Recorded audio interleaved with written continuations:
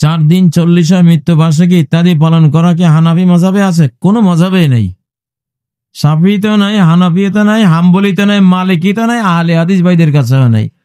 আছে শুধু যত মূর্খ এবং বেদাত যারা করে তাদের কাছে। এটা প্রথম এটা আবিষ্কার করেছে ফেরাউন। বুঝতেই পারছেন যে এটার আবিষ্কারক কি ধরনের মানুষ, বুঝেন না?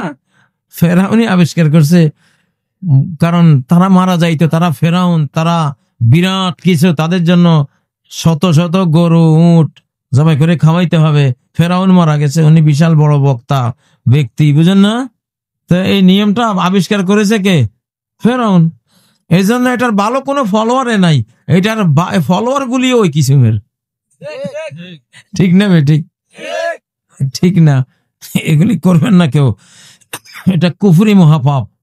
একটু আগে যে প্রশ্নের উত্তরে বলেছিলাম মৃতদের জন্য 5টি কাজ করণীয়, সেগুলি করবেন।